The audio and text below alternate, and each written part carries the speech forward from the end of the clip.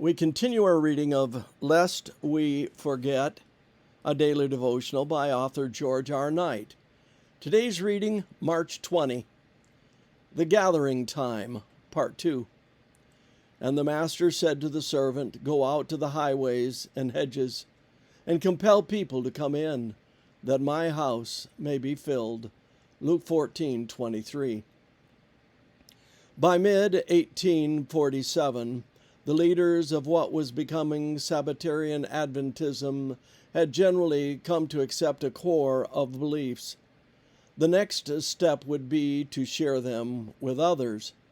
Their primary tactic was to organize a series of conferences whose purpose, according to James White, was the uniting of the brethren on the great truths connected with the message of the third angel. By 1848, many Adventists in New England and Western New York had become convinced of the truth of one or more of the Sabbatarian doctrines, but they lacked a consensus. The series of conferences, beginning in 1848, would spread the Sabbatarian message evangelistically, given the fact that the Sabbatarians were shut-door Adventists who believed that probation had closed for all but those who had accepted Miller's message. The invitees to the conference were limited to those Adventists who had accepted the first angel's message, and hopefully the second. The task of the evangelist was to present the third angel's message as part of the answer to what took place at the end of the 2300 days, thus revealing where they stood in prophetic history. James White, reporting on the first conference in April 1848, noted that about 50 people attended. They were not all fully in the truth. Brother Bates presented the commandments in a clear light, and their importance was urged home by powerful testimonies.